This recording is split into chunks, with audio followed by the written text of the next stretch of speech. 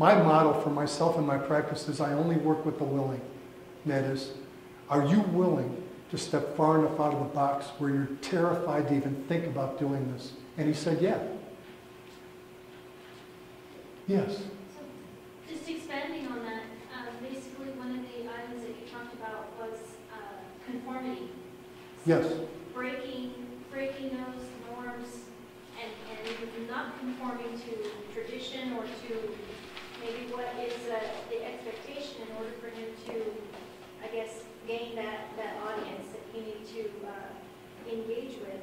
And I think when you're talking about thought leaders, I mean, some of the conversations that I've been hearing is that you have to go beyond what can be done by individuals here in traditional fields that can be shipped to other countries and take it to another level.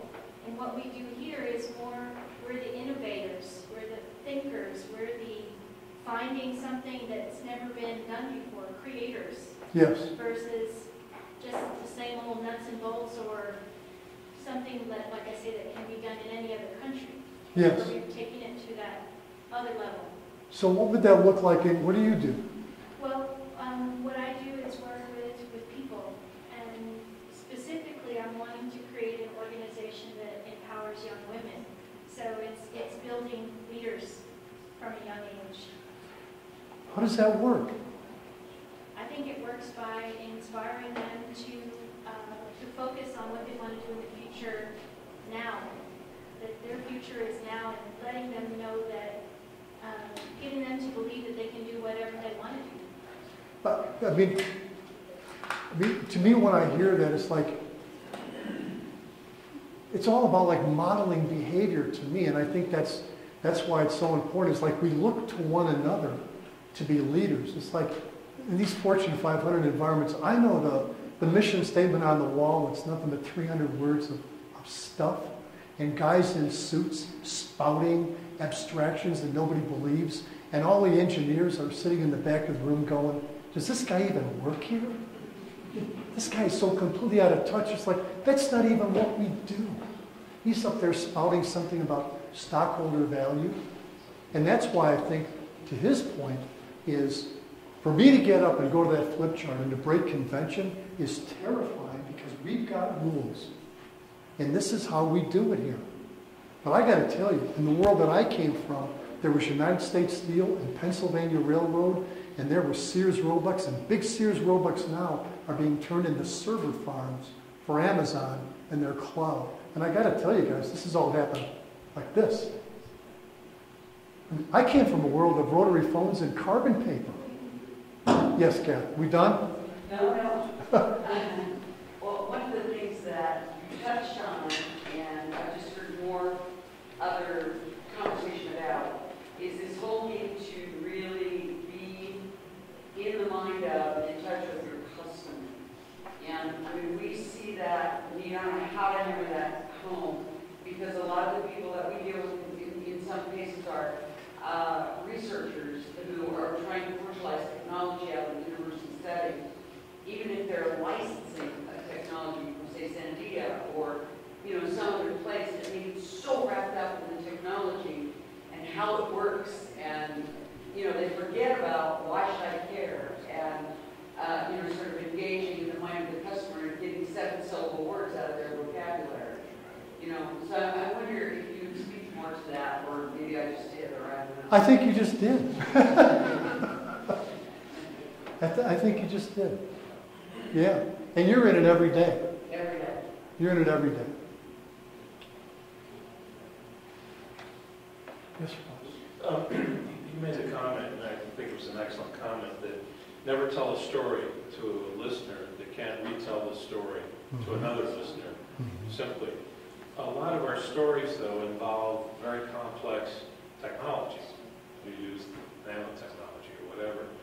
And how can nanotechnology or some, very esoteric medical engineering technology be reduced to such a simplistic 10 to 15 word description and still be faithful to how significant the technology is different than the current paradigm. I think it's always tricky, especially if we're working with scientists and engineers, and that is if we try to, like, they'll think you're dumbing it down. It can't be that simple. But I think that's where the sales and marketing layer comes in, and that is we have to somehow use a metaphor. So we're all sitting here, and all we have in our head is our experience. For me to introduce something new is I have to introduce it as, imagine a phone that didn't have to be attached to a wire. Can you imagine that? I mean, I think all we can do is to net it out that simply with stories, with analogies, and with metaphors. Then I think once the person says, you mean you think we really could? Then I think it's like, well, do you want to take a really deeper look at this? But I think at the first moment, we've got to be able to connect with what they're already connected to, and that is the world that they live in. Does that make sense? And each of these is going to be different. I mean, so hardware, software, nanotechnology, biofuels, we're all struggling to find that phrase that connects it. we tend to start out with the technology and then try to connect it to the world that they're living in. That they're living in. Rather than the world they're living in, understanding what that is, being in mesh and synchronization with that, and then knowing what a meaningful metaphor might be within that context that is a segue into your technology. So 3 years ago, I was working with a company that's involved in EDA, electronic design automation. They're basically the guys that create the software and the patterns when the semiconductor guys are doing their thing. It's basically the blueprinting of how chips are made. And I'm working with engineers that are super, super dense. And this is some of the most esoteric, I mean, semiconductor technology. I mean, are you kidding me? This stuff is just ridiculous. So I said to this guy, so how does it work? He starts talking like this. And I said to him, Matt, tell me again, how does it work? And he's another layer of jargon, another layer of plumage. I said, Matt, how does it work? And he says, another layer. And every time he tries to make it more simple, without patronizing me, he gets redder in the face and he gets madder and madder and madder. And he says, we do what we do so they can see what they need to see so they can do what they do. I said, now I get it. And that became their positioning statement. So you can see what you need to see so you can do what you need to do. I get it. Yes, Kev. I like to think of it instead of how does it work, what does it do? Yeah, that's a good one. What does it do? I don't want to know how it works. Please don't tell me how it works. Yeah, what do people do with it? Yeah, as soon as we go under the hood, and this is really what happens in the pharmaceutical companies when they go into clinical trials, because what they always want to do is they want to pull out the latest clinical trial data. And then you know what the other physician says? Come back when you've run another clinical trial. 5 years later, $50 million. Yes. Which ones are the most difficult VCs that you have encountered, or situations? The most difficult venture capital situations? Yes, like for example, is in New York more difficult than California? Oh, or Texas? I think that it's all the same. But any situation that you can tell us, any story that you can. Well, I know a VC whose conference room table was a table that one of their funding companies went out and bought. As soon as they got their seed money, they went out and bought this exquisite custom-made glass table. And then about 6 months later, they went out of business. So the venture capitalists brought the table and made it their conference room table as a constant and ongoing reminder that whenever they fund a company, to be sure that the funds go to the work at hand and not somebody's new car. I got to tell you, VCs don't like to be made fools out of because they've got to live with themselves. And here's the deal, guys. Venture capitalists have people that invest in them. They go to this whole investor class called limited partners. VCs go schlepping for money just the way startups do. They go to big banks, they go to foundations, they go to institutions, They go to the teachers union of the state of California and they say, I want to raise $100 million. Could you give me $10 million? And the limited partner sits back like this and says, show me what you got. And the VC is up there doing this, pitching their heart out, trying to stay in business. Because if the VC doesn't have a fund, they don't get that 2 or 3% that pays their salaries. And you know what? They got to go out and get straight jobs too. Everybody's trying to sell something to somebody. Yes, sir. You were speaking about when they start talking about numbers, that's when your pitch is doing it out. So when is it the right time, and how do you know, let's say, for instance, when you are talking about numbers, that everything's going good? I mean, to me, the numbers are always going to emerge. But the numbers that they want to hear is how many customers do you have, or when are you going to go cash flow positive? I think, and at that point, the numbers had better be accompanied with some kind of a really graphical picture, a pie chart, some kind of a flow chart, something where the numbers and the abstraction that's always connected with the numbers comes out in a pictorial fashion. Scientific visualization. Show them a picture. But, I mean, the numbers are going to emerge. When you go through that outline of what a slide looks like, the numbers are coming out just that fast.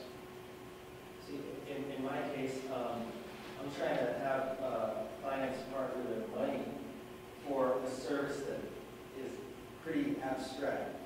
And in other words, I'm in the law enforcement field, Okay. and when I would want to, let's say, for instance, give them my pitch on enhancing their security measures, enhancing their standards or their protocols, things have been going pretty well the way they've been doing it for years and years and years, decades.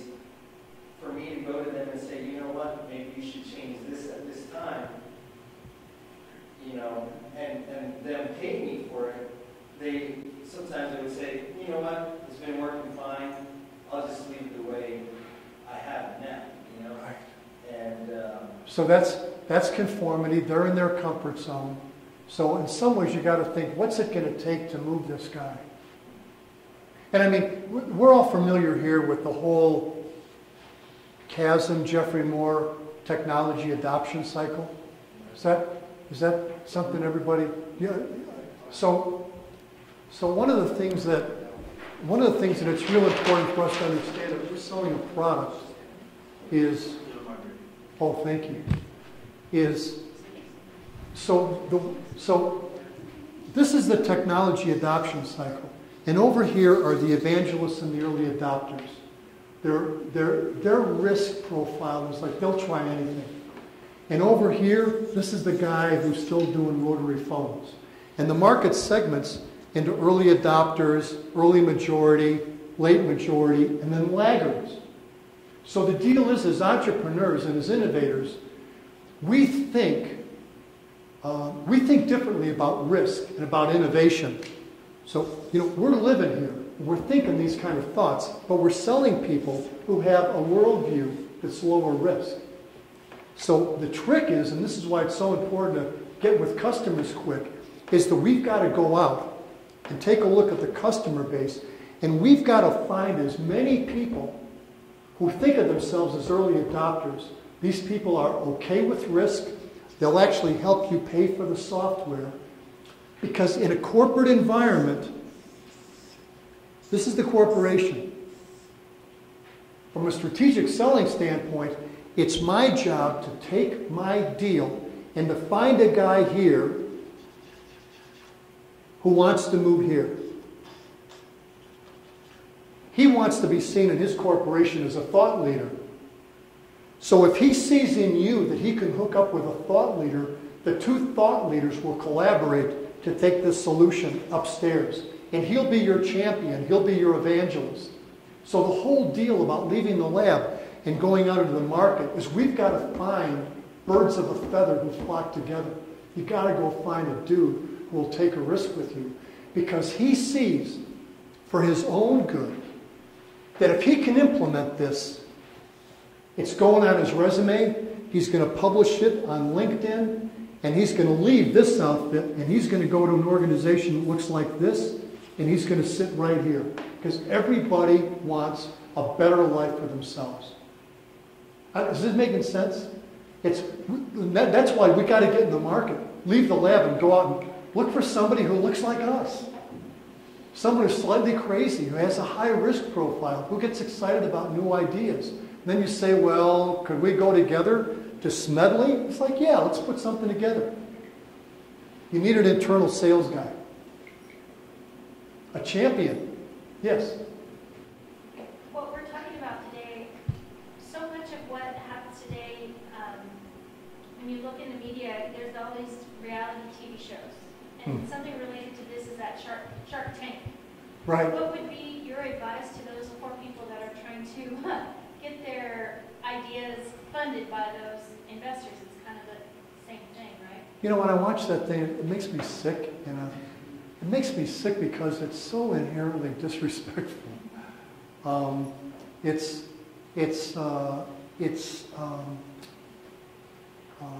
It uses capitalism and the thought of getting rich.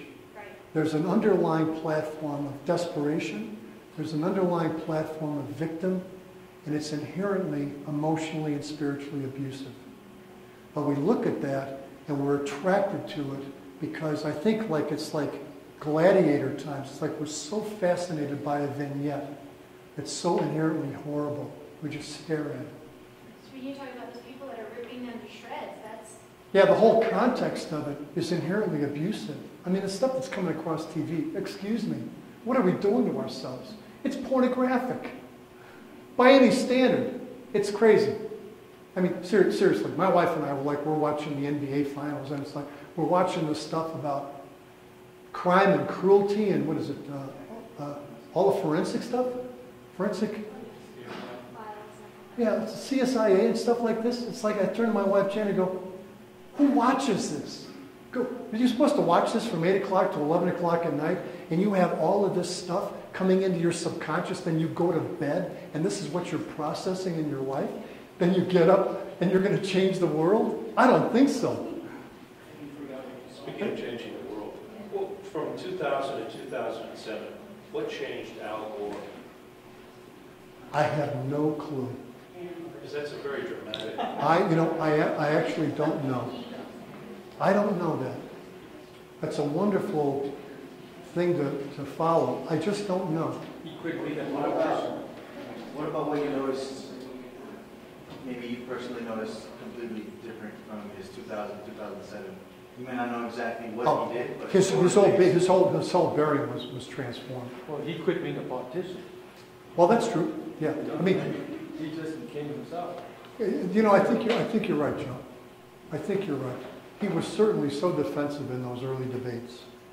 He found his voice. And speaking of finding your voice, yeah, that's a good thought. In finding our voice, do we focus on the way we see the world, what we have to say, or what people want to buy?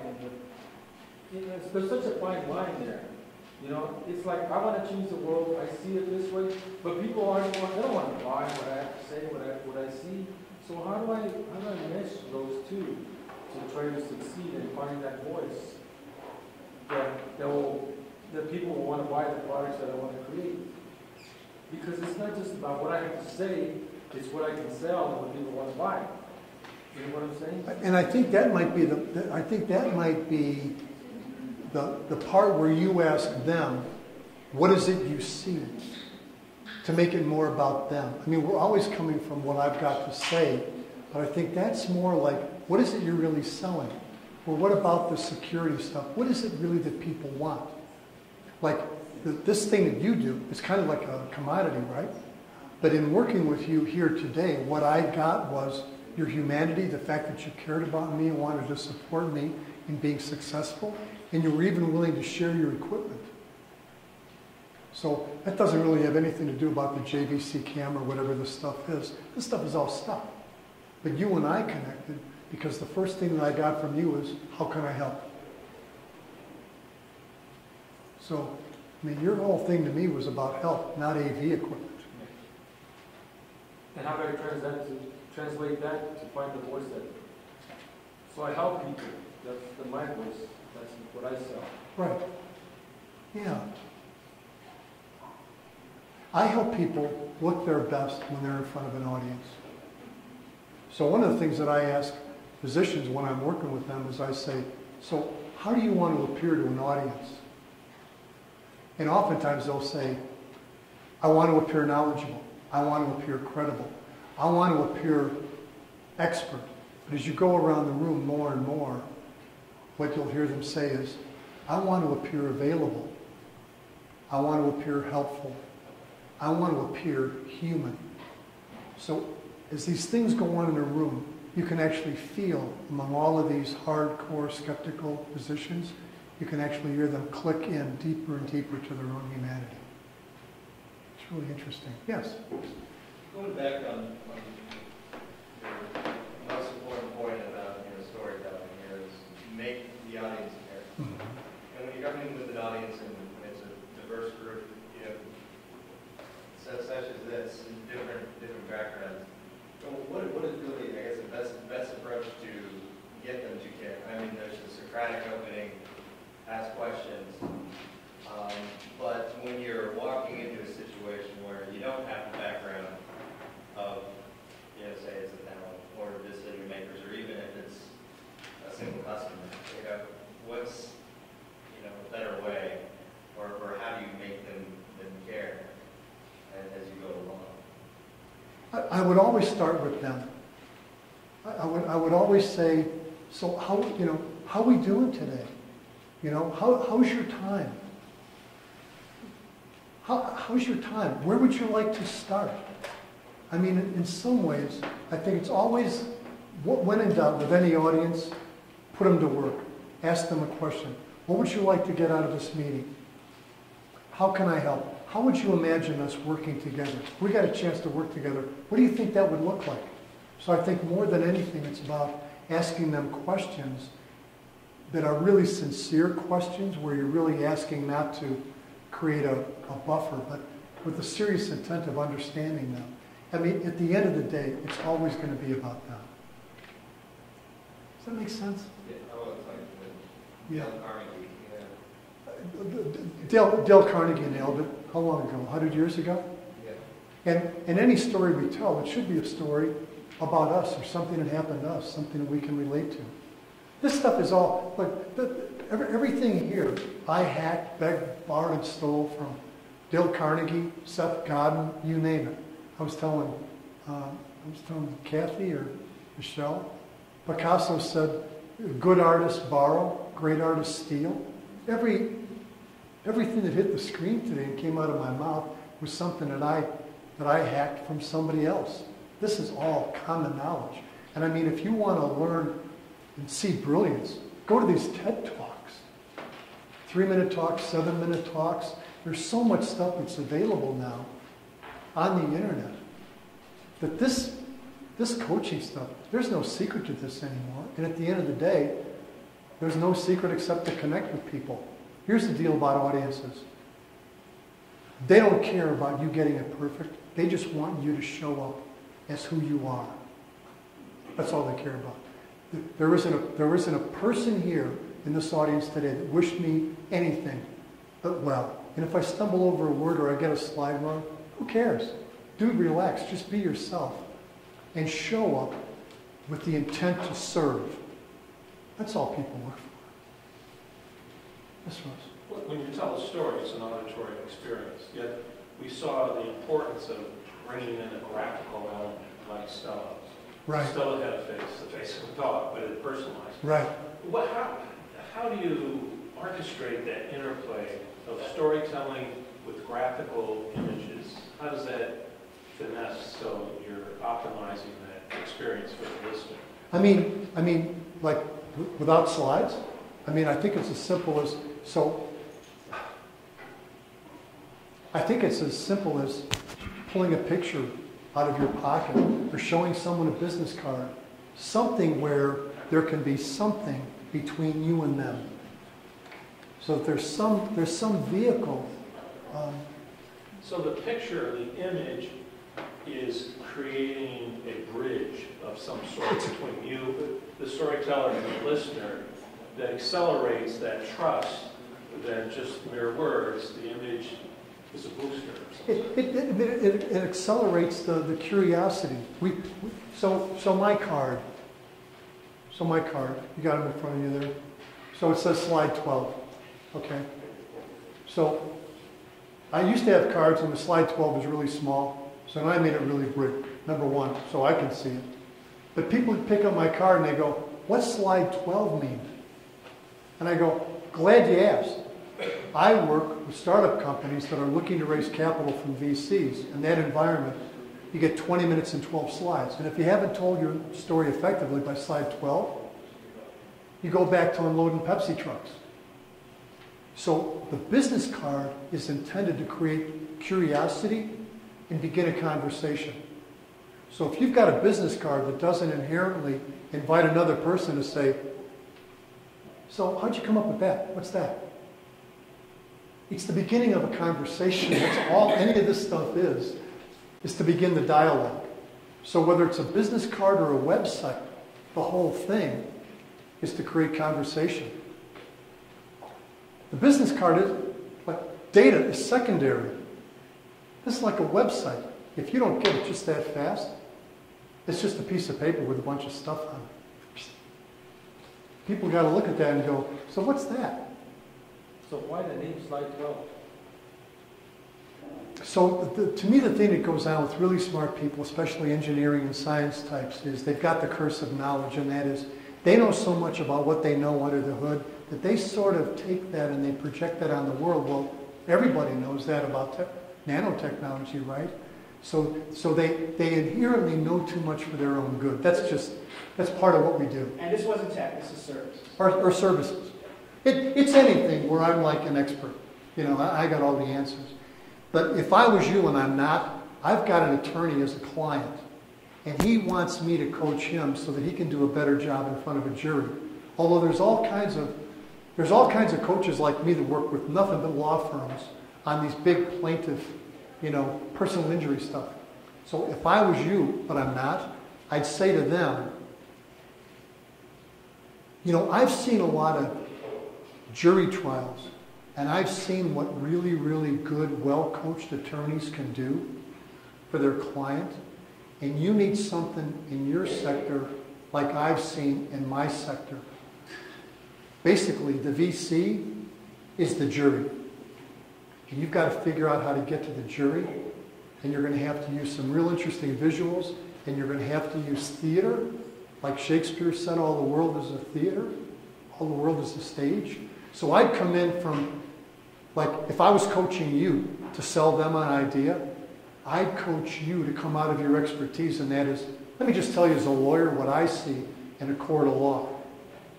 And the metaphor is a lawyer in front of a jury is like you in front of a VC. Then you can come out of your expertise, and they can't argue with you because you're the expert.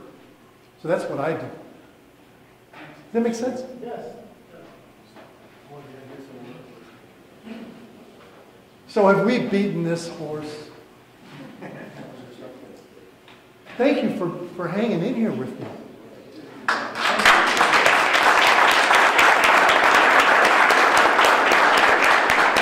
I made a promise that you'd get an idea. Was there an idea that you could actually use, like when you go back to your office, even one idea? Thank you all so much for being here. Any feedback you have on how I can do a better job, things where I was confusing, I'm learning here. And every time I do one of these, it's different.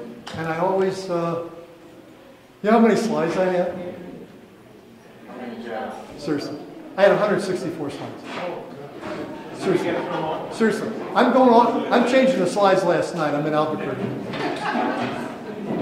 It's like 10 o'clock at night. My wife comes into my office. She says, what are you doing? I said,